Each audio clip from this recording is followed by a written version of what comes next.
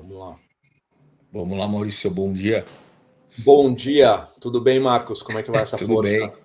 Tamo aí, tamo Legal, aí. cara. Bom, primeiro, obrigado por aceitar o nosso convite aí, né?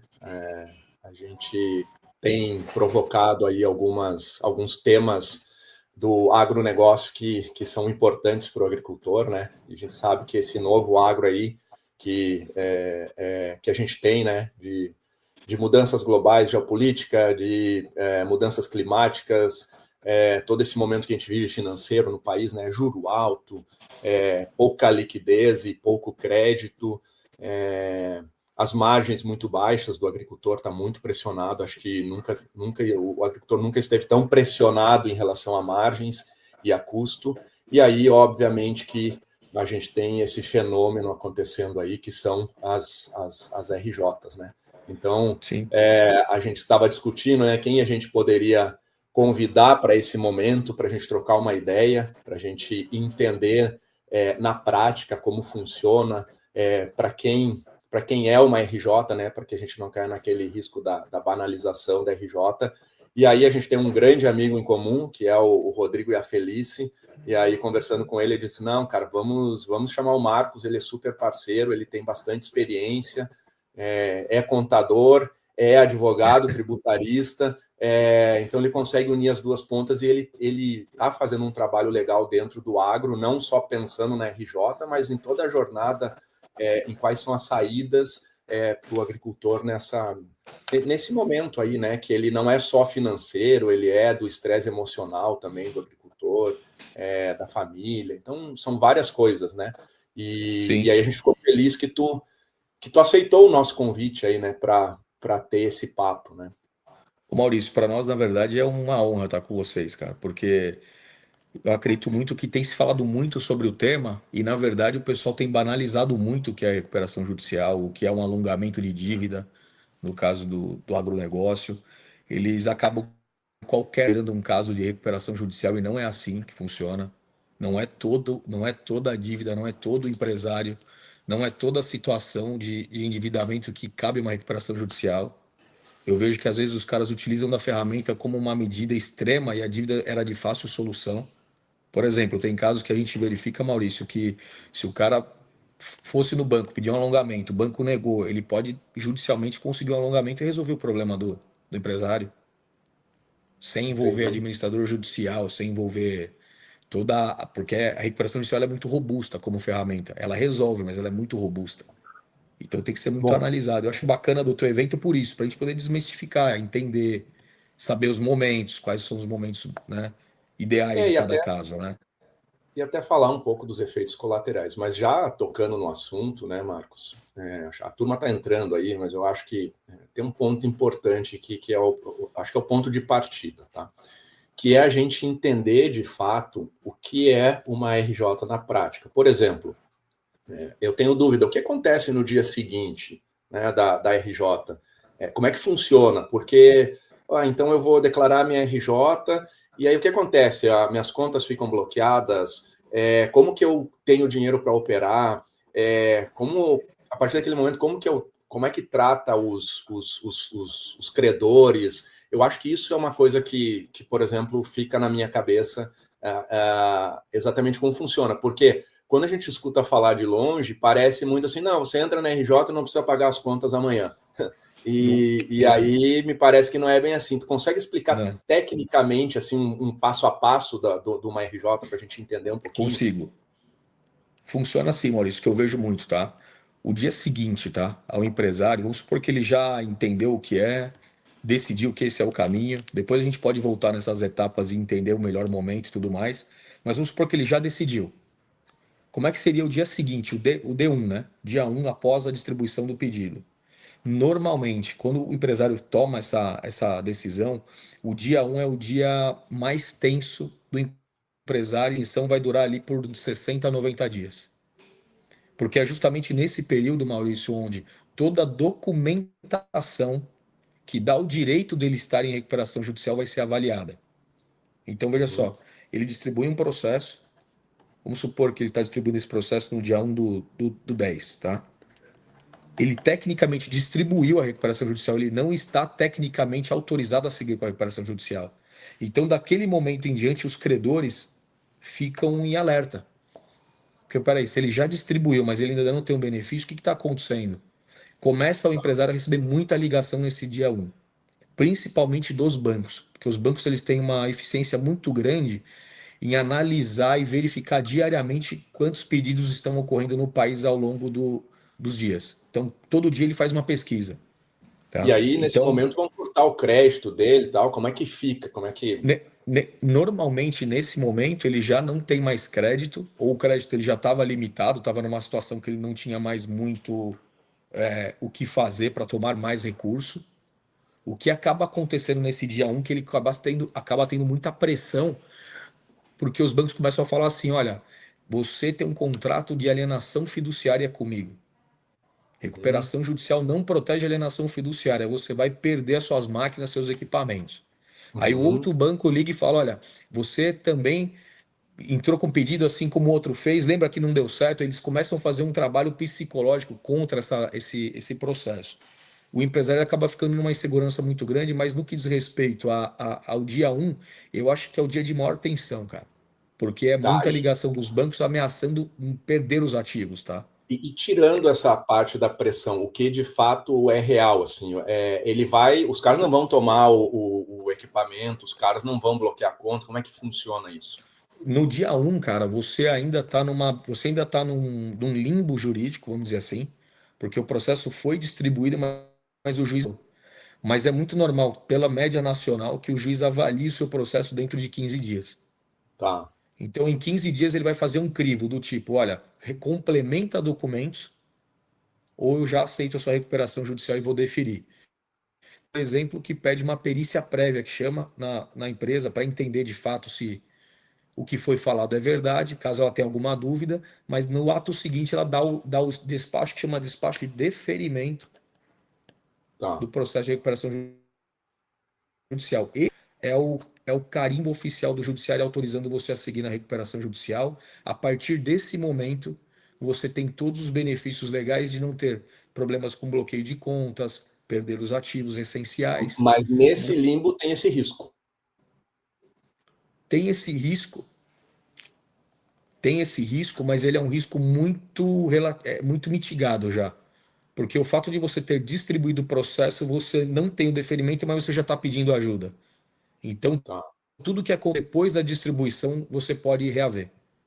Tá? Você pode questionar isso aí e ter a segurança de que você vai realmente ter a segurança dos bens com você. Mas você tem que ter a documentação preenchida, os requisitos. Não pode ter feito uma recuperação judicial de qualquer jeito. Tem que ter preenchido o que a lei exige. Entendi. Cara, e aí eu tenho outra dúvida aqui, que surge bastante, né? Ah, até onde, e aí é pergunta de leigo mesmo, assim, né? Até onde a gente sabe, a recuperação judicial ela é para empresas ou para CNPJs, né? E aí acaba que a gente tem agora a recuperação judicial do CPF, do agricultor, né? Porque tem agricultor Isso. CPF entrando em recuperação judicial. Como é que é isso? É normal? É para todo mundo? Tá tudo certo? Ou depende de caso a caso? Como é que.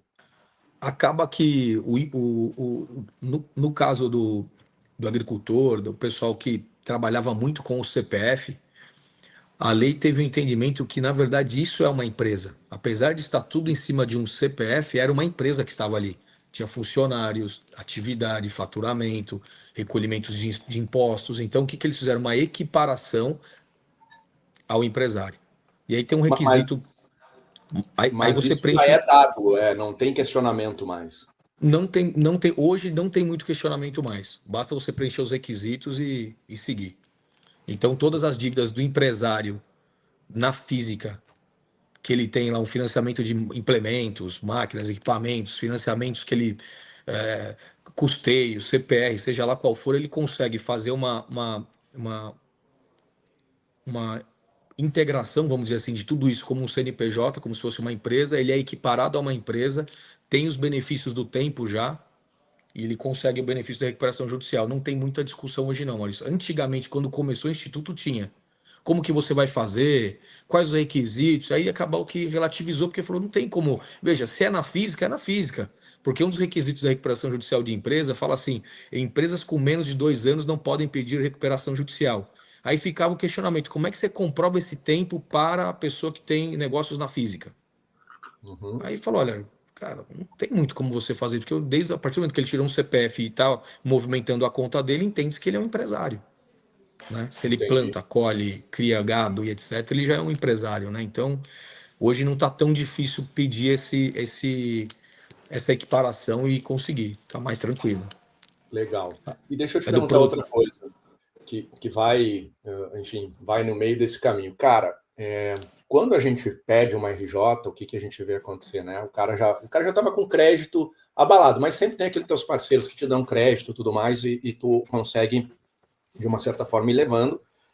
Mas quando chega a RJ, o cara acaba ficando sem crédito e o pessoal só quer vender à vista, né? Uhum. Eu fico pensando em como que na prática, né, tu vai fazer, tu, tu faz um caixa antes para poder, porque senão a RJ pode te matar, tu ficar sem ar, né? Vamos lá, eu corto o ar do cara, ele tem a reserva de ar ou ele não tem a reserva de ar? Como é que acontece isso? Sim. Porque automaticamente todo mundo fica com medo, vai dizer, cara, só vou vender para esse cara na RJ aqui à vista, ele paga e eu envio o produto, presto o serviço, etc. Como é que funciona também isso aí, do ponto de vista prático? O cara faz o Do, caixa, protege o caixa antes, como que do, faz? do ponto de vista prático, eu vejo assim: tem um melhor momento para o empresário pedir. Tá? O melhor momento é esse momento que você acabou de falar. Quando ele comprou os insumos, ele está tecnicamente preparado para enfrentar uma dificuldade por 3, 4 meses, sem muito abalo financeiro. Mas, em regra, no agronegócio não é isso que acontece, Maurício, por incrível que pareça. Eles fazem muito o que diz respeito, deixa no limite quando já não está conseguindo mais honrar os compromissos, quando a coisa realmente está travando, é que eles começam a querer saber o que é esse caminho. Então, no ramo das indústrias e comércios, quando a gente entra com recuperação judicial, a gente realmente tem como ter uma previsibilidade melhor do melhor momento, sabe? E Entendi. por uma questão emocional, o cara do agro, ele é muito.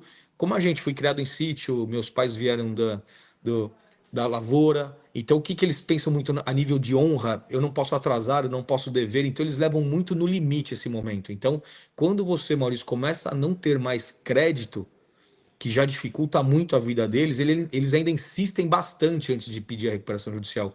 Por isso que no ramo do agronegócio, a recuperação judicial tem sido algo muito ruim no primeiro momento, porque eles Tá não bom. se preparam para isso. Eles não veem a recuperação judicial, Maurício, como uma estratégia. Eles acabam vendo isso como uma medida de falência, pré-falência. Manja? Então, assim, quando ele está à beira de um colapso, é que ele vai tentar essa medida. Só que ali, cara, você já não tem a gasolina necessária para girar o teu negócio. Você já não tem. Então, por isso que recuperação judicial não é para qualquer empresa, como eu vejo aí acontecendo, entendeu? Muita E gente aqui, entrando. não, e aqui tem um limiar também, né, cara, que às vezes para o mercado, enfim, para os fornecedores parece uma sacanagem. É assim, puto, o cara me entubou aqui, né? Ele meteu todos os pedidos dele, tá estocado e agora pediu recuperação judicial. Claro que tem esse limiar do certo e do errado, mas aí eu já quero entrar na outra pergunta, que é a pergunta que tu começou falando.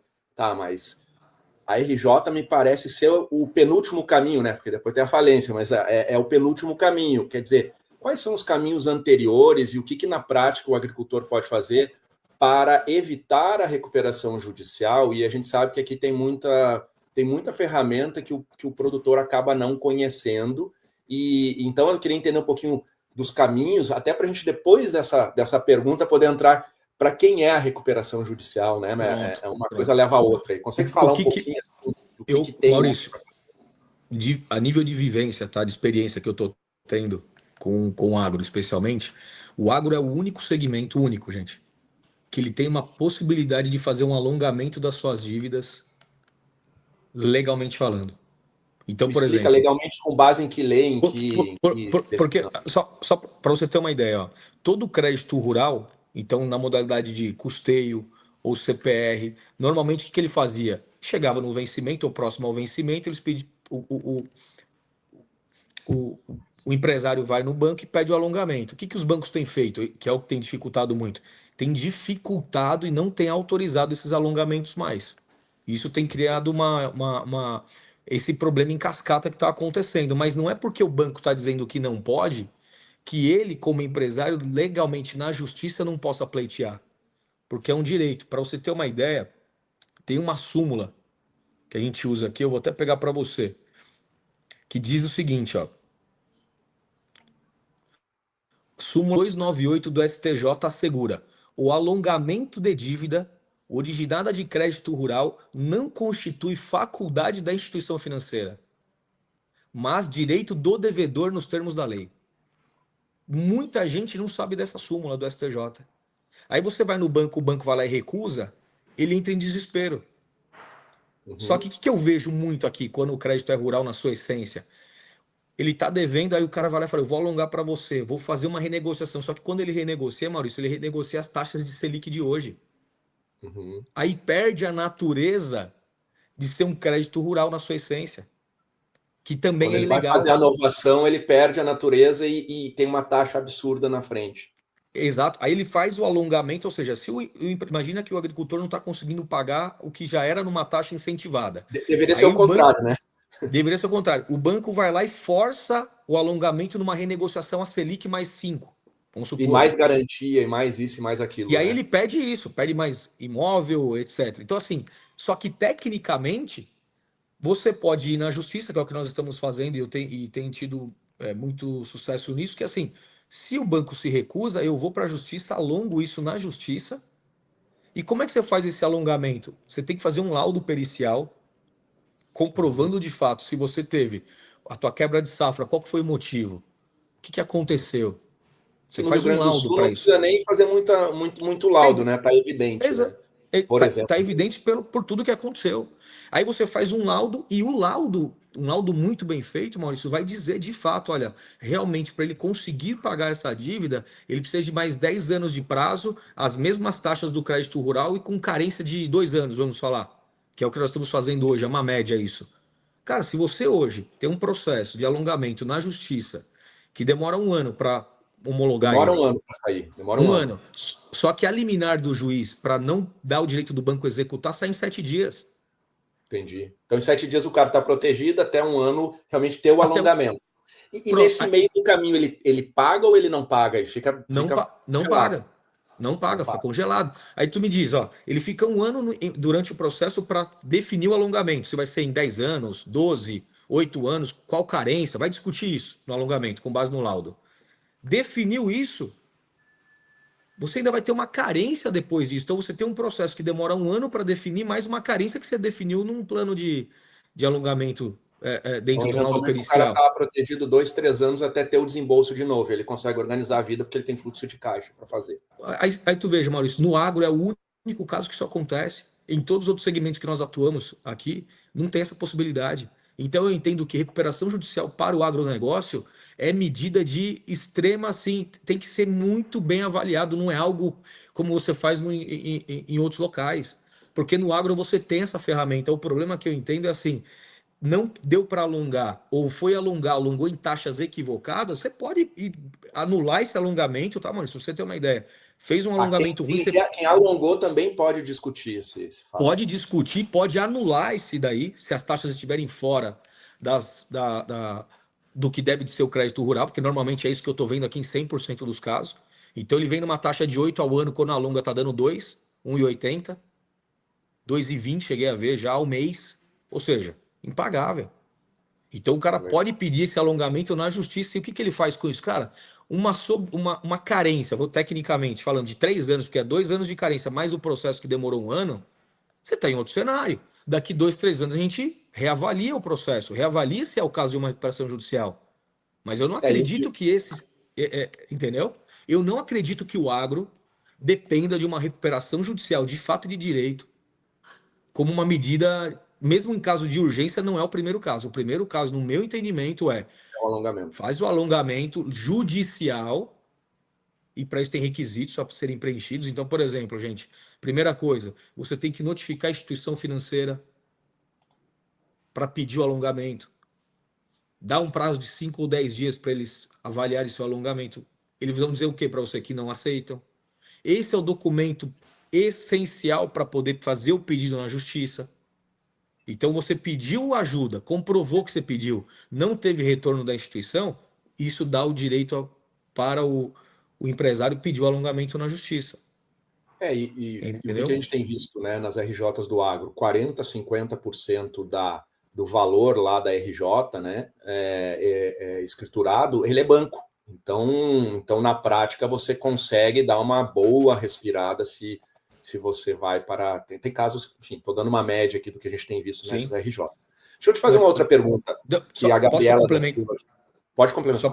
Só para complementar, nesse caso, se você pede o alongamento judicial dos bancos, porque veja bem, contratos na modalidade de custeio e CPR e financeiros, você consegue pedir alongamento. Agora, um contrato de CPR que foi de insumos, por exemplo, você não consegue. Uhum.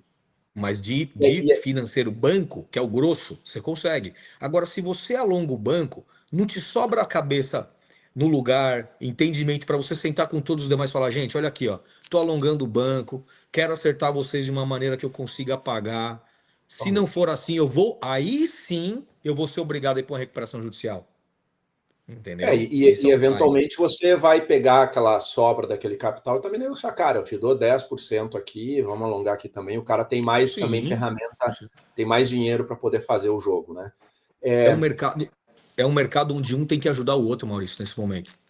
Exato. Até porque o agro ele vive de ciclos, né, cara? Assim, pô, você é parceiro 30 anos, tem um ciclo ruim e é ruim, assim, óbvio. Depois a gente vai falar do ruim ou não ruim, é um assunto para frente, que a gente vai guardar essa aqui, né?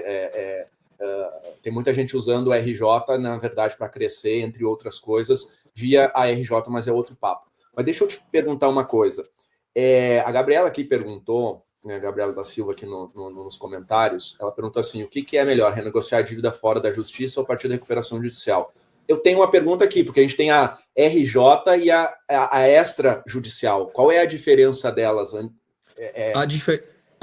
A maior diferença que eu vejo é assim, quando você vai para uma extrajudicial, imagina que você tem que ter, você vai chamar os bancos para uma composição. O que eu tenho visto no agro, Maurício, uma concentração muito grande do Banco do Brasil em relação aos demais credores.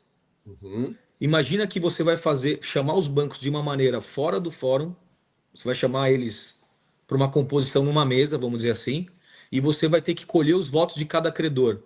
Qual é a probabilidade do Banco do Brasil acatar um deságio na dívida dele e um alongamento? Se ele é sempre um dos maiores credores hoje. Uhum. Aí, vamos supor que não é esse o caso, o Banco do Brasil não é tão relevante assim. Cara, eu não vejo muito a extrajudicial como ferramenta. O que eu vejo é assim, ou vai para um alongamento, de fato, e aí você força essa situação, porque você tem esse direito, tem uma súmula que nós falamos, que é a 298 do STJ para isso, ou você, de fato, vai ser obrigado a ir para uma recuperação judicial. Mas antes de ir para uma recuperação judicial, eu iria para um alongamento. A diferença da extrajudicial e para a judicial é assim, na extrajudicial, cara, as garantias, você não consegue sobrestar o direito do credor em reavê-las. Já na judicial, eu consigo ter uma decisão do juiz que impede de eu perder o ativo. Entende? Então, assim, o banco não vai conseguir levar minha fazenda ou levar meus implementos, minhas máquinas, equipamentos do dia para a noite, como ele pode fazer num formato que você está numa extrajudicial, talvez. Ele entra com uma busca e apreensão e leva teu ativo. E aí, como é que fica a negociação? Prejudicada. Entendi. Você não tem essa força, entendeu? Até falando disso, por exemplo, eu lá na Solubil, fui um dos fundadores da Solubil e tal, e a gente emitiu dívidas estruturadas, CRAs e tudo mais. A gente tinha o aval do CPF também, né? Com os bens pessoais, enfim, tudo mais. O agricultor, ele tem lá a terra dele, mas ele eventualmente tem outros ativos.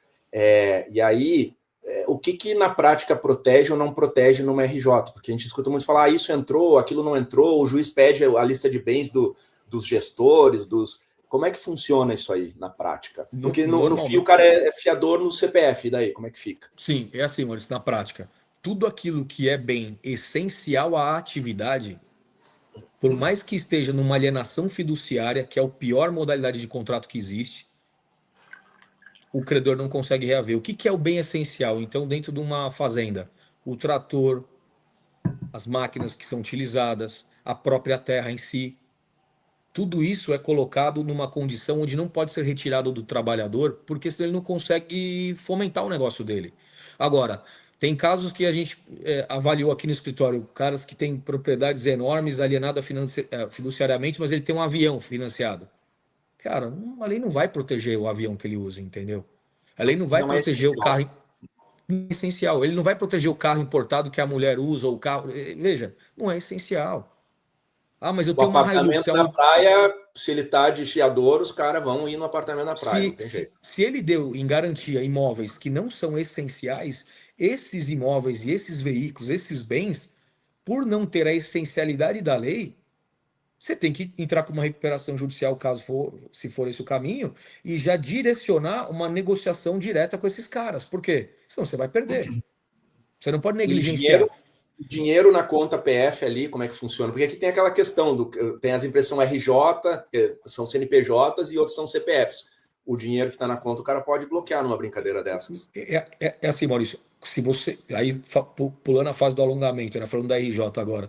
Quando você tem o benefício da lei, preenchidos os requisitos, o juiz te dá a decisão, ninguém mexe no seu ativo e no seu passivo. O que eu tenho visto com os bancos? Mesmo nas condições onde envolve aval do sócio, os bancos também têm segurado as execuções durante 6 meses.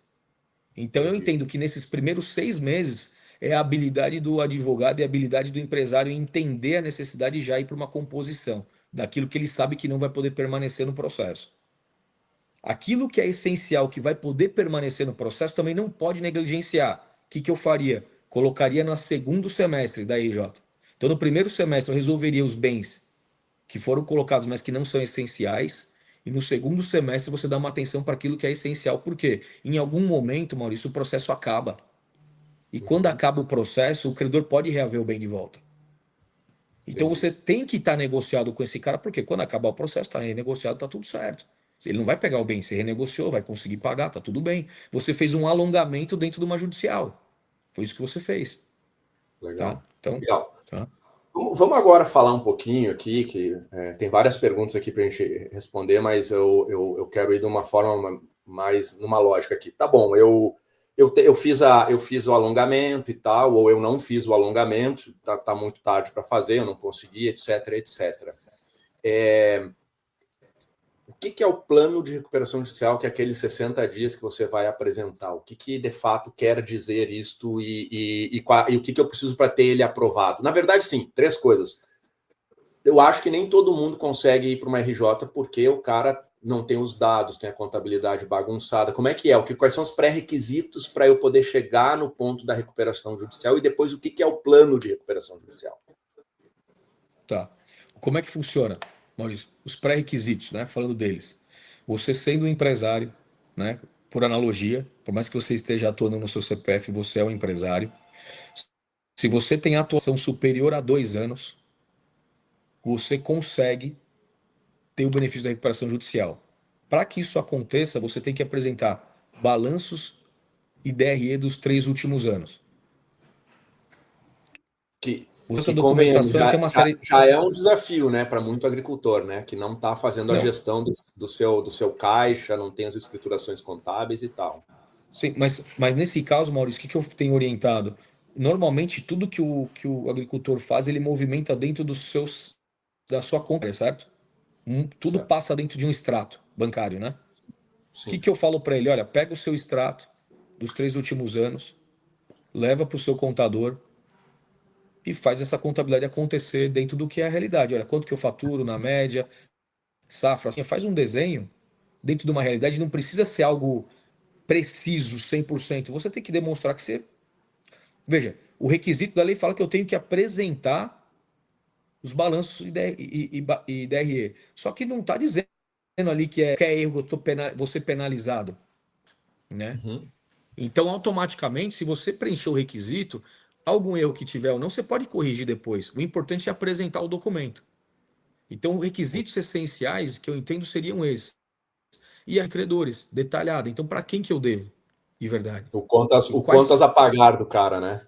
Isso. Então, é como se você fosse hoje bater uma foto.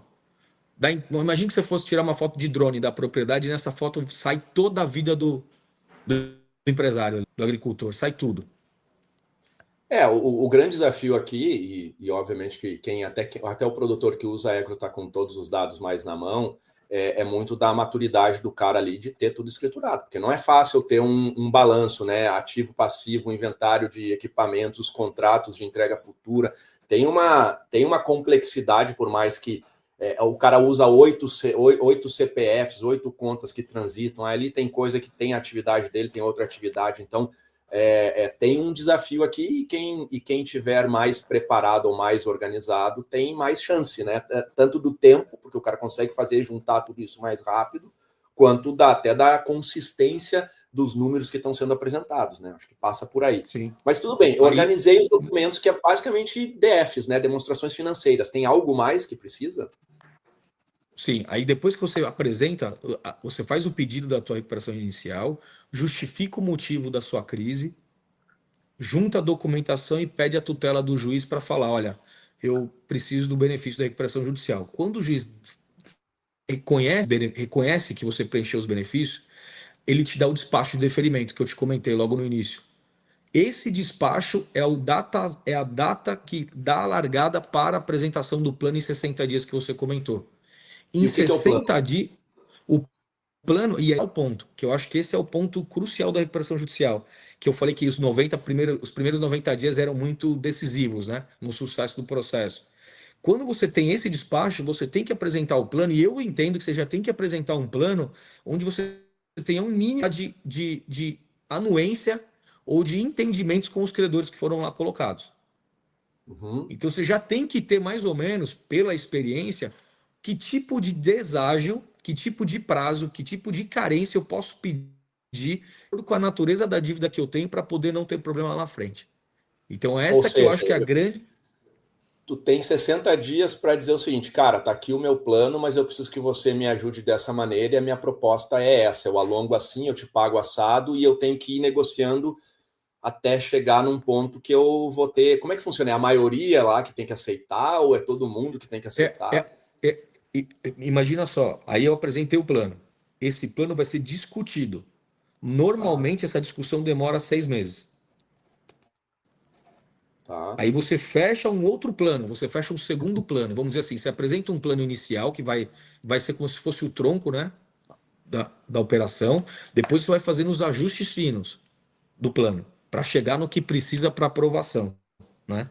Quando você faz isso, automaticamente você marca um dia para discutir com os credores publicamente, que é a Uhum. Assembleia Geral de Credores. Então você, num cenário ruim, você apresentou o primeiro plano, não discutiu com ninguém, Assembleia Geral de Credores, quando você chega lá no dia, os credores não querem aprovar seu plano. Você como empresa, você como o advogado também da empresa deve fazer isso, pede, olha gente, então vamos prorrogar esse plano por mais 60 dias, eu vou reavaliar as condições que eu e agora a gente vai ter esse último prazo de 60 dias para equacionar por completo. Então, veja, não é que você apresentou um plano que não deu certo que você vai falir. Esse é outro mito também, entendeu? Então, Uhum. assim, você pode discutir esse plano a qualquer, até mesmo no dia da assembleia você pode mudar condições dele. Então, por Entendi. exemplo, eu pedi um deságio de 80% e 10 anos para pagamento. O banco não aceitou, mas o banco aceitou 70%. Você pode fazer uma alteração ali na hora. Então, Entendi. gente, vamos pôr 70, vocês aceitam? Aceito. Pronto, fecha a questão. Entendi. Esse é um outro problema, né, cara? Eu vejo muito desalinhamento entre as expectativas, né? Inclusive, eu conheço agricultores que estão revertendo as RJs porque venderam uma expectativa errada por parte do advogado de que é a mil maravilhas e que você vai ter o famoso haircut de 90%. Eu inclusive, recebi uma mensagem no LinkedIn de um advogado dizendo, sabia que a gestão financeira aqui, você não precisa, e você entra no RJ e resolve seus problemas e tem um haircut de 90%. Primeiro, vamos explicar o que é haircut, né, nessa história aí e como é que funciona isso, porque tem muita gente prometendo que você vai reduzir a dívida em 90%. Não é bem assim, né? Como é que funciona isso, cara? Não, isso é uma Infelizmente, eu tenho visto isso também, Maurício. Com muita frequência, isso tem dificultado muito o trabalho, porque eles acreditam nisso, né? E na verdade, um deságio de 90%, gente, isso aí é uma coisa que pode ser que aconteceu no papel, mas de fato de direito, para chegar nesse tipo de haircut, nesse tipo de deságio que, que a pessoa fala, ele teve que fazer vários acordos pelo avalistas ao longo do processo, que de fato jamais deu 90% de haircut. Então, assim, um deságio hoje que eu vejo viável, um Uhum, deságio hoje que eu vejo como verdadeiro, é um deságio onde você realmente tem uma pluralidade de credores. Então, por exemplo, eu tenho vários credores. Aí então eu consigo negociar com alguns credores para ter uma composição de uma assembleia. Quando você tem, na sua maioria, que eu tenho visto no agro, concentração de credores. Então, por exemplo, eu tenho um credor ou dois que praticamente dominam a classe de credores. Veja, você não tem muito deságio aí. Você vai ter um deságio de 50%, 60%, verdadeiramente falando. Que eu já entendo que é um deságio que ajuda muito também. uhum, Se você consegue um deságio desse e recuperação judicial, Maurício, normalmente os planos prevêem taxas de juros anuais de 1% ao ano. uhum. Então, assim, se você fizer uma atualização da dívida 1% ao ano mais TR, cara, é mais barato do que o crédito rural. Se você alongar isso em 10 anos na justiça, maravilhoso. Agradeça a Deus e você conseguiu, teve uma grande vitória.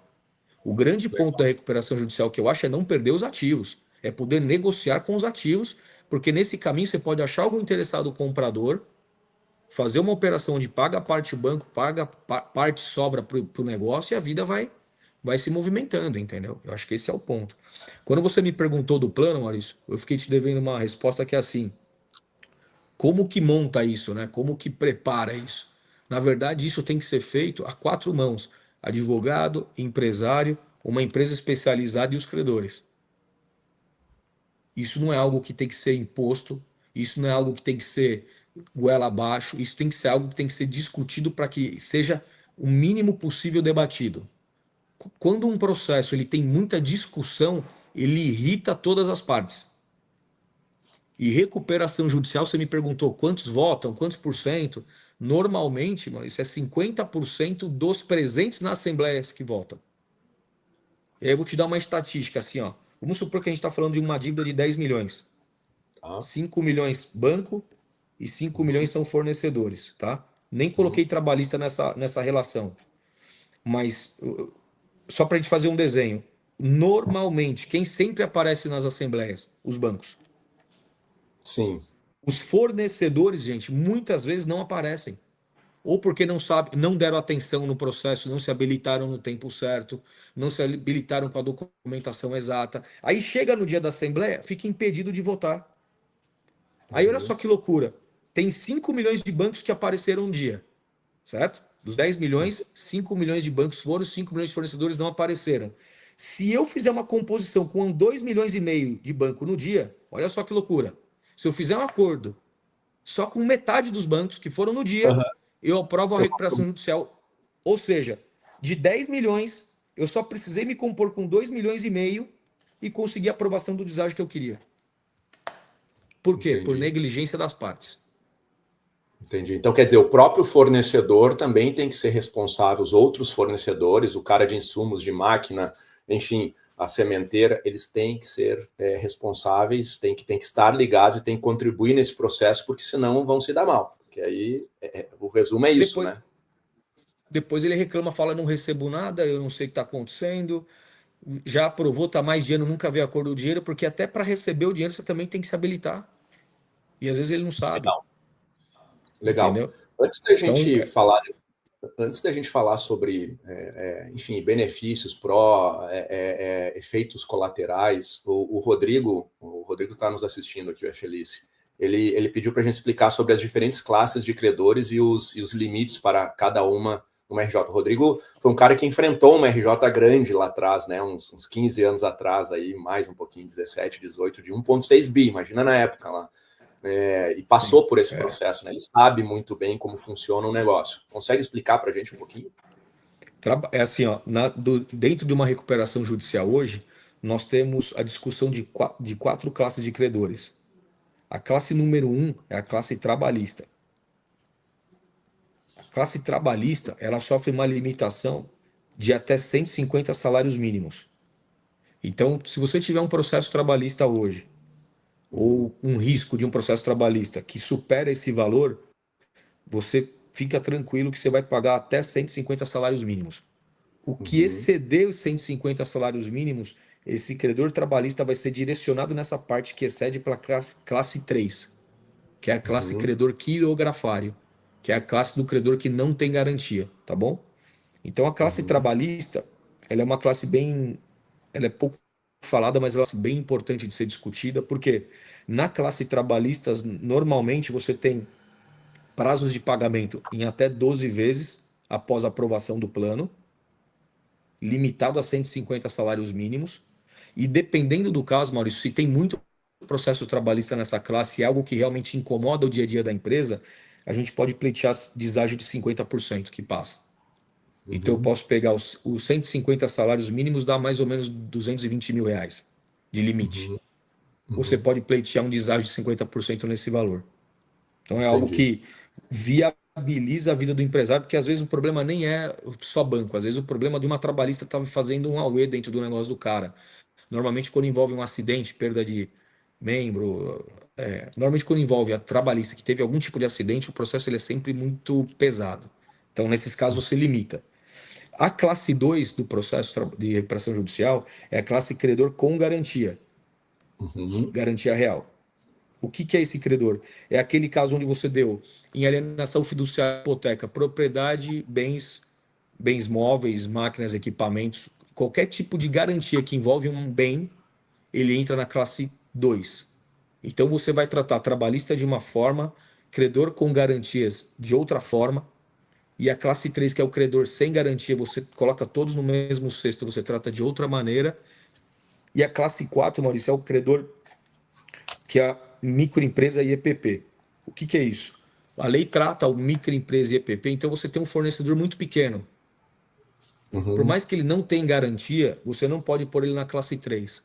Você tem que colocar ele na classe 4 porque você tem que tratar ele de uma maneira mais benéfica, vamos dizer assim. Então, normalmente, vamos falar que na classe 3, que é a grande parte das recuperações judiciais, e quando eu falo de garantia, gente, não é aval, tá? Aval para recuperação judicial não é garantia.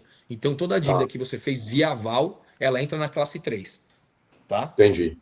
Ela não tem o peso de uma garantia ao ponto de subir para a classe 2. A classe 2 exige uma garantia material de algum tipo de bem. Esse bem eu dei em garantia, então tudo bem. Se foi só o meu aval, não tem efeito. Entendeu? O que fala nessa classe 4, na verdade? Você não pode tratar o cara de uma maneira como você vai tratar um credor da classe 3, porque senão você mata o negócio dele. Mas aí o tratado está dizendo o desconto, o prazo, nesse sentido. Você tem que dar prazos melhores, menores, deságios melhores, condições mais facilitadas. Então, por exemplo, na classe 4 eu coloco dívidas de até 50 mil reais serão pagas em até 12 meses. Dívidas de até 10 mil serão pagas à vista após aprovação. Dívidas de 10 a 20 serão pagas em 3 parcelas. Você tem que criar uma condição aqui para poder viabilizar a vida do pequeno. Senão você vira um efeito em cascata, entendeu? Um efeito em cascata muito ruim.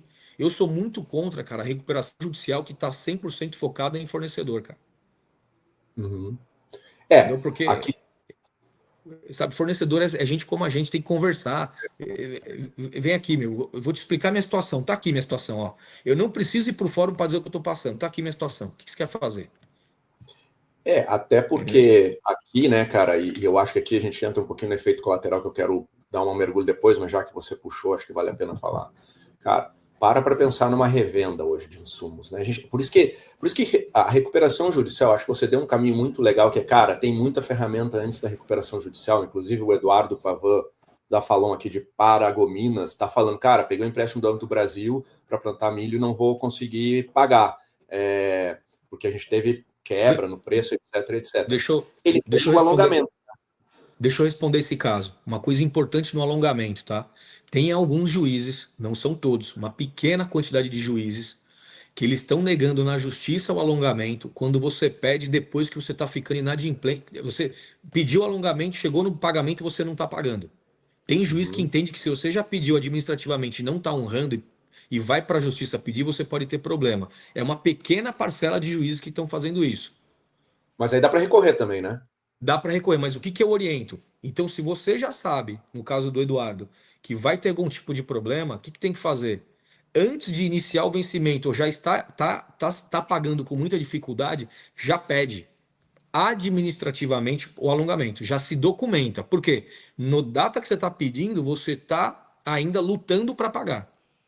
Quando você já deixar de pagar e pedir, aí se for para o judiciário para pedir ajuda e cair na mão de um juiz que pensa desse jeito, vai ter um pouco mais de cansaço e dor de cabeça. Então, assim, só para deixar claro esse ponto, peça o alongamento administrativamente quando você estiver pagando ou estiver na carência dele, mas peça de novo. Documenta, num período onde você não está inadimplente. Estar endividado é uma coisa, inadimplente já no contrato é outra. Procura não estar Legal. inadimplente para pedir o alongamento, tá, gente? Então, no Beleza? caso do Eduardo, aqui é muito claro. Ele disse que, inclusive, já tentou alongar e o banco negou, né? E Então, não venceu ainda, pelo que eu entendi. Então, ele tem que agora se tomar o medida judicial. No caso do Eduardo, ele tentou, já não deu, então ele tem um documento que ele notificou o banco para pedir. Se ele tentou lá indo, conversando, não vale, Eduardo. Tem que notificar o banco formalmente, tem que pôr data do contrato, número, valor do vencimento, valor que você negociou, taxa de juros, fazer uma notificação real e pedir um alongamento verdadeiro com base no que você fez. Porque é muito provável que ele queira te dar alongamento a Selic mais 5, 6, 10%. E aí vai ficar inviável. Embora quem já fez o alongamento em taxas ruins pode ir para o judiciário para pedir o alongamento nas condições reais. Não tem problema. Mas é importante não Legal, estar inadimplente, tá? E eu falo isso, legal. Eduardo, não por uma questão de um caso. Eu estou vendo alguns casos, uma movimentação de juiz nesse sentido. O que eu vejo? Não precisa dar essa força pro judiciário, né? O que você tem que fazer? Se prepara antes, não deixa acontecer. Vai ter o problema? Já se prepara agora. E deixa, porque se precisar, você já fez o que tinha que fazer.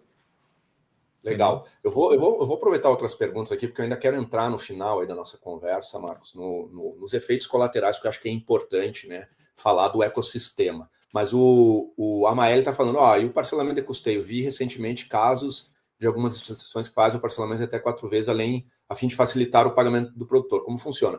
Acho que aqui tem duas coisas, vou dar a minha opinião e quero escutar a tua, né? Eu acho que tem o caso de que, tá bom, é fácil de resolver, mas normalmente vai vir com um juro incompatível. Então você só Sim. está rolando o problema, né? E o outro realmente é alongar da forma, pedir o alongamento de uma forma que faça sentido do ponto de vista de custo desse alongamento, né? Eu vou nessa pergunta, por exemplo, vi recentemente casos em algumas instituições que fazem o parcelamento em até 4 vezes. Cara, se você não está conseguindo pagar um alongamento que está extremamente esticado, aí você vai lá e renegocia ele em 4 vezes, será que você não vai tirar o capital de giro do negócio para pagar faltar para o presente?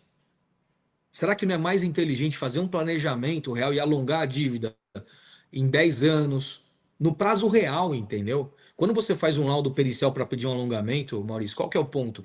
O laudo tem que demonstrar a realidade do quanto. Porque assim, vamos lá. O cara tem 100 hectares arrendados. Eu vi vários casos aqui do cara, Marcos. O problema é que eu estou endividado e agora, para piorar, eu fui arrendar de novo e não consegui arrendar a mesma quantidade. Você diminui a área produtiva, você diminui a tua área, que você vai ter faturamento naturalmente, você não vai ter a mesma capacidade de pagar. Será que Legal. alongar num prazo curto é algo que realmente vai te ajudar? Ou você vai Eu pagar a dívida, mas você não vai ter mais dinheiro para trabalhar também? Exato, Porque o ponto exato. aqui, gente, não é pegar o recurso de hoje para pagar o passado 100%. É você direcionar para o passado de maneira inteligente, que não falte no dia a dia.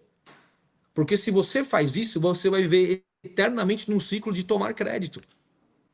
Você vai ser o cara que sempre precisa de dinheiro. Gente, não dá no agronegócio esse negócio de pegar o dinheiro. Você vê o que está acontecendo hoje, essa avalanche.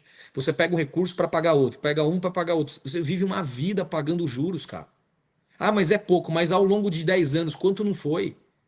Não, o problema, Entende? Marcos, Então, aqui é que o agro está num novo momento. O agricultor ele tem que entender que ele vai ter que trabalhar mais com capital próprio, porque o custo do dinheiro está muito alto, e eventualmente ele vai passar a trabalhar com a maioria dos empresários brasileiros, principalmente dos empresários pequenos e médio porte. Hoje eles trabalham para pagar o banco, não sobra nada. ainda mais com uma Selic do jeito que está. O cara tem que entender que tem um ciclo em que, eventualmente, ele tem que até vender terra para botar dinheiro para dentro para, a partir do ano que vem, trabalhar com menos capital de terceiros. Isso é uma realidade que o cara tem que aceitar. Obviamente que entra no ego dele, mas eu vou vender terra, cara, dá um passo para trás para dar 5 para frente. Tá difícil dele entender. Eu sempre falo isso. Eu sempre falo isso, o que você acabou de dizer. E o que eu falo muito é assim, eu escuto muita gente falar, não, se alavancar é bom para o negócio. Se alavancar é bom. Se alavancar é bom, se você for pôr o dinheiro para produzir numa taxa real, não numa taxa de Selic mais 5, mais 10. Então hoje não dá para falar em se alavancar no negócio que você vai quebrar. Exatamente. Exatamente. Então assim, e aí é o pior, Maurício. Por exemplo, o cara fala de se alavancar no negócio, mas na verdade tem cara pegando dinheiro para pagar a dívida. Aí piorou, porque ele trocou o problema. Veja, ele quitou um negócio e pegou uma nova dívida, uma taxa absurda. Então, o que eu vejo muito caro hoje? Se for tomar crédito, é para investir no seu negócio, mas o seu crédito está em que condições, cara? Será que o teu negócio deixa esse lucro, o teu EBITDA, o teu resultado, teu lucro líquido real, deixa isso para você suficiente para te sobrar ou vai levar todo o teu lucro e mais um pouquinho? Então, aqui, cara, tem uma estatística que mata, tá, Marcos? Que eu não sei quanto você conhece. Produtor rural brasileiro, na sua maioria, e eu não estou generalizando, mas a maioria, tá? Ele faz pouca conta, tá? Sabe qual é o dado estatística da Egro de qual é um custo, por exemplo, de uma lavoura de soja? Vamos pegar médio, tá? A gente está falando em 47 sacos por hectare, você é o seu custo sem pagar arrendamento e sem depreciação, tá? 47, coloca esse número aí. 47? Sem arrendamento e sem depreciação de máquinas. Ah, Maurício, mas eu conheço cara que faz com 38. Tá bom, ele investe menos. Se ele investir menos, ele vai colher menos, porque ele está economizando lá, está calcareando menos, está exportando, né, que a gente chama de exportar quanto você vai consumir do solo, de NPK, etc., você não repõe. Eu posso, tem anos que o cara vai fazer isso, ele tem uma reserva lá no solo e ele pode fazer isso, ele reduz o custo. Mas estou colocando no cenário onde você tem um potencial produtivo bom, onde você vai investir isso aí, tá? Tem cara, vamos lá, de 43 a 49, mas a média é da 47. Cara, olha a loucura. E aí é que a RJ, a gente tem que cuidar muito quem vai fazer e como vai fazer, porque senão ela vira ferramenta para o cara crescer de má fé. Houve um inflacionamento dos arrendamentos nos últimos 10 anos, tá? O que eu quero dizer com isso aí? Os caras estão pagando 20, 25 sacos por hectare para arrendar. Aí tu pergunta, se eu estou arrendando minha terra, vou me perguntar, mas esse cara vai me pagar? Vai me pagar como? Porque a conta não fecha. O cara já tem 47, vamos dizer que 45 mais 25 dá 70. Qual é a média produtiva nos estados, no Brasil? Cara, você vai falar que tem estado que tem média de 50, média, tá? Nos últimos 10 anos, o melhor cara vai ter média de 65. Ah, mas tem cara colhendo 90. Cara, mas o cara que está colhendo 90 pode saber que ele não está nessa situação de RJ, não está com problema de liquidez, porque ele tem outra cabeça, ele tem outra mentalidade, tá? O problema é que você vai botar 80% do agricultor, ele vai produzir dentro da média. A conta não fecha, tá sobrando 10. Aí tu fica pensando, cara, como que eu vou trabalhar nesse mercado? Tem gente que não sabe fazer conta, que não sabe fazer conta e vai se ferrar ali na frente, e tem aqueles que intencionalmente já estão fazendo isso porque não sabem que não vão pagar a conta, eles já estão se preparando para dar o calote. Cara, isso é muito grave, é aí que a gente tem que ter um trabalho, e eu acho que os advogados, a OAB, tal, eles têm que ter essa consciência, cara, porque hoje as RJs, elas estão trazendo um impacto negativo, que é o impacto do crédito. A régua de crédito está lá em cima, nunca se teve tão apertado. Por quê? Porque o cara está com medo. E aí eu ajudo 2 a sair da RJ, mas eu prejudico milhares de agricultores, que aí eu vou levar, então é aquele efeito cascata que eu vou levar pela irresponsabilidade. E olha só, cara, é cruel. Pega uma revenda de insumos, a margem dela de lucro líquido é 5%, tá? Jesus, vamos lá. 5%? 5%. O cara fatura na revenda, a maioria das revendas de cidade, pequeno, médio porte, pequeno porte, o cara vai faturar 20, 30 milhões. Cara, 20, 30 milhões, tá? Pega os 5% do cara, o cara tem 1 milhão, 1,5 milhão de lucro. Se um cara entrou em RJ deixar de pagar 1,5 milhão da conta dele, que não é difícil de acontecer, cara, o cara perdeu o fluxo de caixa dele e o dinheiro, todo o lucro dele e todo o fluxo de caixa para outro ano. Cara, isso é fatal para os fornecedores. Isso está acontecendo muito. Então tem que ter essa responsabilidade. Como é que tu está enxergando esse trabalho dos advogados, da OAB, em em ter essas conversas reais, porque acho que esse é um dos motivos que a gente está tendo aqui, Marcos, que é deixar claro e não ficar fazendo promoção de RJ. Eu acho que a gente tem que ser responsável pelo futuro do agro, porque está ficando muito difícil. A gente está perdendo crédito também por essa reputação. Agora que a gente estava entrando na Faria Lima, no mercado de crédito e tudo mais, buscando alternativas, acabou, entendeu? Está acabando. O que eu tô... Maurício, o que eu sendo vulnerável com vocês e com a tua audiência, né? O que eu tenho visto muito, né? Eu acredito que, falando da OAB, falando dos advogados, assim, eles são muito legalistas, né? O lance deles é muito aplicação da lei. É o que a lei fala, o que precisa.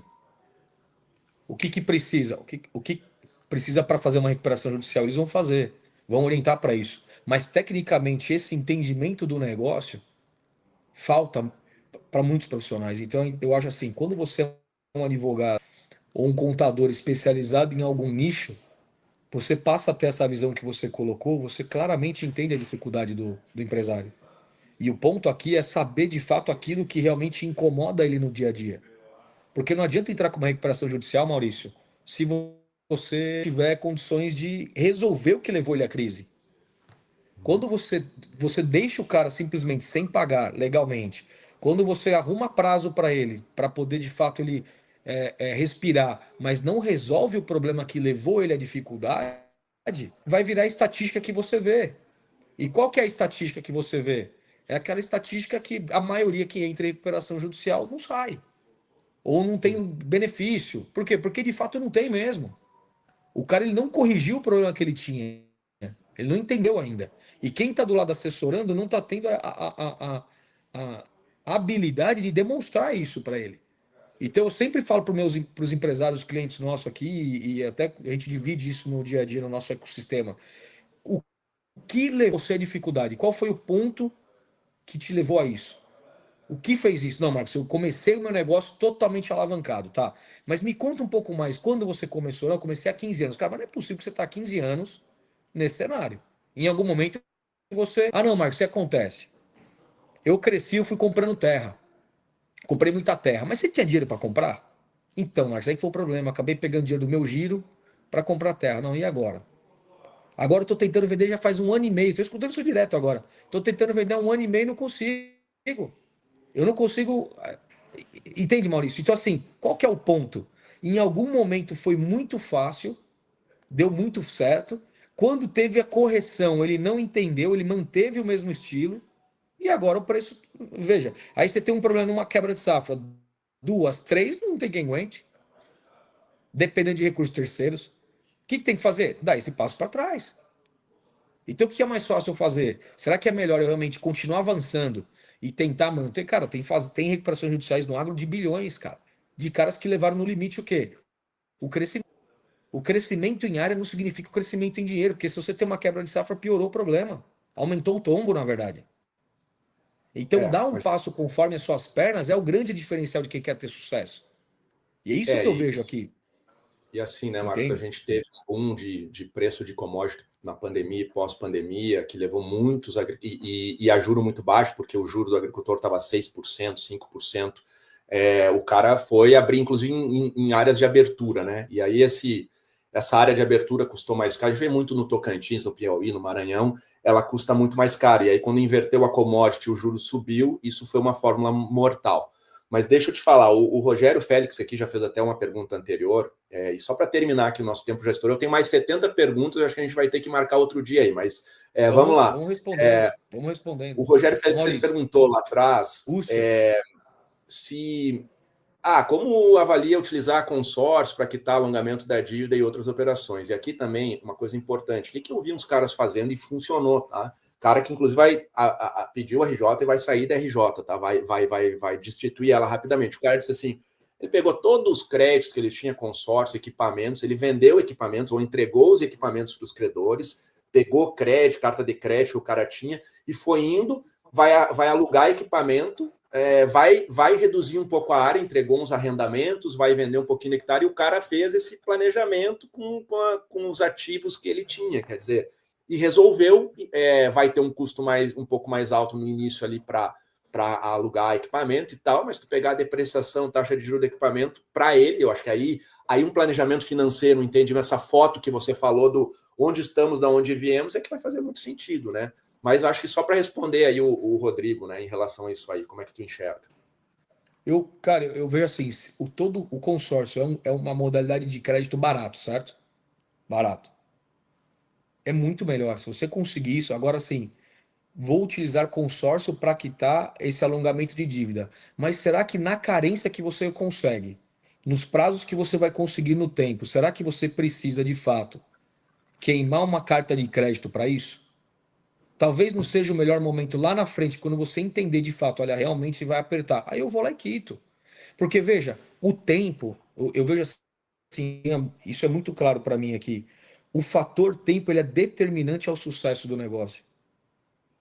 Se você consegue ter tempo estruturado para poder realmente se equilibrar, porque nós tivemos 3 safras ruins no Sul.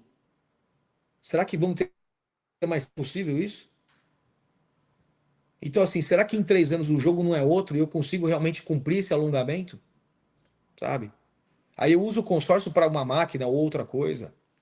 Então eu penso assim, utiliza primeiro as ferramentas que você tem na sua mão, sem que você tenha que pôr de patrimônio. Mas se você vê que realmente não é algo que você teve uma proposta irrecusável na propriedade que vai resolver tua vida, cara, porque a paz interior para trabalhar também, gente, conta muito, Maurício. Quando você para de olhar para, você começa a olhar para o seu negócio. Quando o cara entra com uma recuperação judicial, eu vejo esse fenômeno acontecer. Tem 90 dias que são estressantes no início, mas o cara muda de vida depois dos 90, porque ele fala, cara, eu tenho uma paz que eu não tinha. Hoje eu consigo olhar para o meu negócio de novo. Eu perdi espaço na concorrência porque eu não olhava mais para o lado, eu só olhava para a dívida o dia inteiro. Como eu vou pagar, o que eu vou fazer? É infeliz em casa, é infeliz nos negócios, já não sorri mais direito. Você começa a restabelecer também o seu eu verdadeiro, sabe? Você precisa também se dar um direito de usufruir minimamente do que a vida tem a oferecer. Então, quando você reorganiza as suas dívidas, cara, você começa a sonhar de novo, sabe? Exato. Eu acho que Claro, esse é um ponto sensível aqui, entendeu? Sabe? aqui eu acho que isso é super importante, porque é isso, o cara começa a olhar de novo para o negócio, porque ele não está no olho do furacão ali só apagando incêndio, né? Mas obviamente que, de novo, né, vem a parte da gestão do cara. Ele precisa começar a olhar para a profissionalização, porque senão ele corre depois para o mesmo caminho. Quer dizer, ele tem que aprender. A verdade é que o novo agro, que eu brinco que é o agro resiliente, cara, você vai ter que ser bom lá dentro da porteira no campo, você vai ter que pensar também em criar diversificação de receita, né, com correlações negativas, e aí não é só a diversificação de receita entre as culturas, mas pensar em outros negócios. Você vai ter que profissionalizar a gestão, você vai ter que buscar ferramentas de mitigação de risco, você vai ter que praticar a tal da ambidestria, que é, eu melhoro um pouquinho operacionalmente, mas eu penso em novas coisas, e você vai ter que ter essa visão 360 também, e brigar por algumas coisas que são sistêmicas e que às vezes o cara está só dentro da porteira não faz, que é qual é o papel da ProSoja, da ProMilho, do CNA, mesmo em todo esse sistema que é brigar por um plano safra melhor, brigar por um plano de seguro melhor, buscar a gente agregar valor dentro das commodities que a gente vende lá fora, para a gente não ficar refém. Então aqui tem um trabalho de profissionalização do agricultor, e aqui de novo, né, cara, a gente não faz o básico, só para você ter uma ideia, sabe qual é o grande desafio dos clientes da Egro, e a gente tem milhares de clientes aí, é que o cara não imputa dados básicos de conta a pagar, de conta a receber, não faz o feijão com arroz. Enquanto o agricultor não fizer o feijão com arroz, ele está exposto a esse problema futuro também. E vou te contar uma história. Eu posso te contar uma história em cima disso, para refletir exatamente o que você está me falando? Recebi uma ligação na segunda-feira, um cara do interior do Mato Grosso, Mato Grosso do Sul. Ele falou assim: na vídeo eu vi que já era um cara com mais idade, aí quando ele me falou que ele tinha 43 anos, eu fiquei espantado. Eu falei com ele, ele falou assim, ele falou, Marcos, eu me passou os contratos, né? Ele falou, rapaz, eu tô tudo, cara. Já levaram uma colheitadeira minha, estão querendo levar outra. Eu escondo, eu não escondo, o que que eu faço com essa máquina? Já levaram a minha fazenda, a única fazenda que eu adquiri na vida levaram. Agora eu só tô com os arrendamentos. Olha a história. E eu olhei a dívida do cara, era uma dívida de 15, 16 milhões. E eu falei, mas me diz uma coisa, você chegou a pedir o alongamento? Não, eu fui lá pedir, mas eles falaram que não dava, e aí, se não dava, não dava. E tem ideia, Marcos, eu tenho 42 anos, eu sou praticamente semi-analfabeto, eu sei ler tudo, mas nunca li um contrato do banco, né? Eu nunca li nada, porque há muitos anos pagando tudo em dia, nunca tive problema, sempre fui bem, sempre tinha um limite. E você vê, o cara pensa no limite que ele tem, olha só. E agora o problema é que eles não me dando mais limite. Aí ele começou a falar, comecei a conversar, ele falou, Marcos, a minha vida é trabalhar, pra você ter ideia. Meu menino tem 11 anos, cara, nunca conheceu a praia.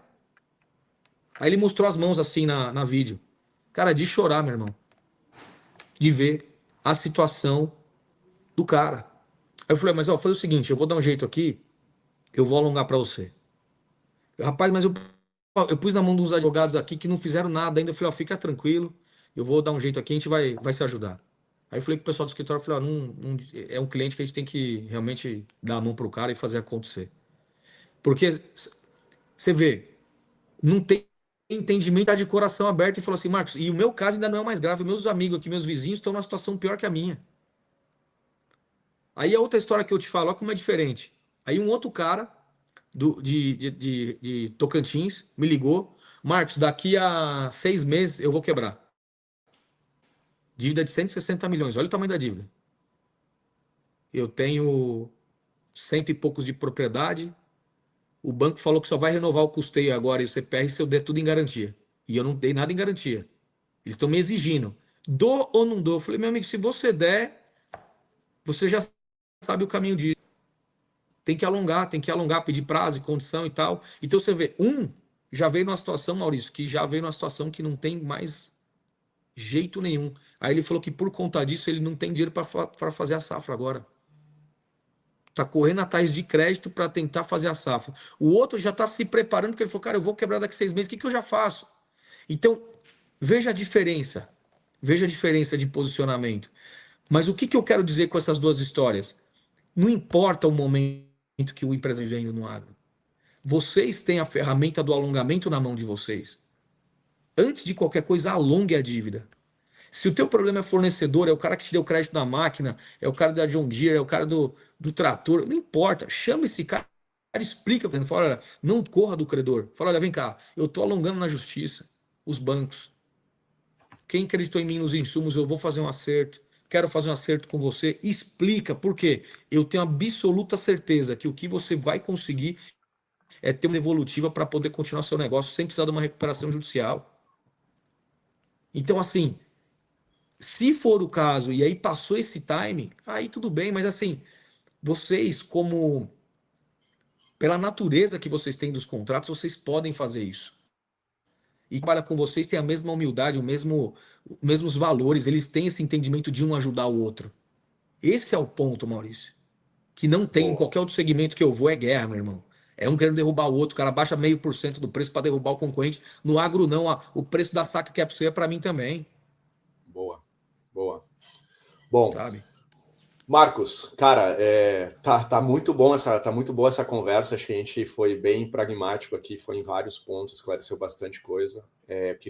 A gente estourou o tempo aqui, não quero abusar aí do teu tempo, mas agradecer muito em nome da Egro aí a tua participação. Acho que a gente pode interagir mais aí ao longo do tempo. Acho que você não só traz uma visão técnica muito clara, mas também falou a realidade de como é uma RJ, falou que antes disso tem muitos remédios, tem muitas coisas para fazer. Acho que essa característica do agro específica das formas dos contratos de financiamento e custeio beneficiam muito o agricultor a buscar caminhos diferentes. E também todo esse lado humano, né, cara? Porque muitas vezes tu vai num advogado, o cara é seco, fala muitas coisas às vezes que não é tão simples assim e depois o agricultor que fica lá sem dormir muitas vezes com as expectativas erradas, né? Eu acho que no final do dia é isso, né, cara?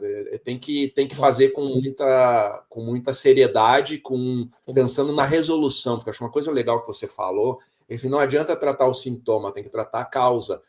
o sintoma, Isso. beleza, a gente vai tratar, mas ele não vai resolver o problema. Talvez daqui 6 meses, daqui 2 anos, daqui 3 anos, tu vai estar na mesma situação. Então, eu queria só uma mensagem final tua aí, dizer o seguinte, cara, talvez a gente tenha que marcar outra, porque o pessoal está pedindo aqui. Eu estou à disposição de vocês, no dia que vocês quiserem, tá? Só marcar de manhã a gente consegue, qualquer horário eu vou organizar. Para mim é uma questão de honra. Aqui atrás, gente, tem uma Bíblia. Essa Bíblia eu ganhei do meu avô, que foi um pecuarista que lutou muito no interior de Rondônia.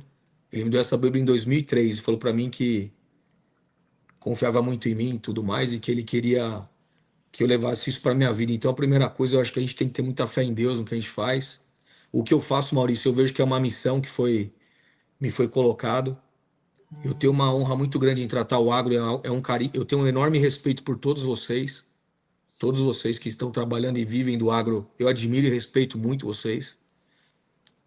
Eu estou à disposição do que vocês precisarem a respeito de tirar dúvidas, Maurício, se precisarem aí, se vocês quiserem me passar as dúvidas que forem chegando, pode me mandando que eu vou respondendo todos, um a um, não tem problema.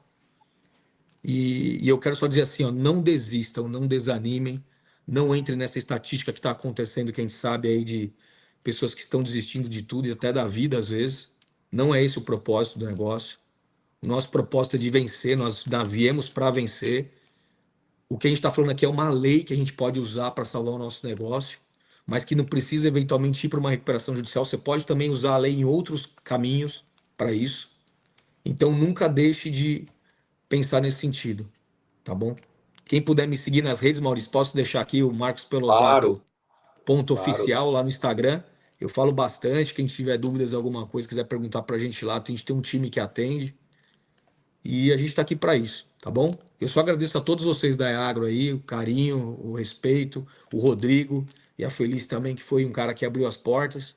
E o que você está fazendo aí, Maurício, é de ter uma grandeza muito grande, que é levar esclarecimento e levar luz onde realmente pode ter um pouco de escuridão aí, tá bom? Bom demais, Marcos. Muito obrigado, cara. Uma ótima semana para todos nós aqui. Abração. E vamos nos falar em breve aí, tá bom? Grande abraço. Obrigado. Um abraço.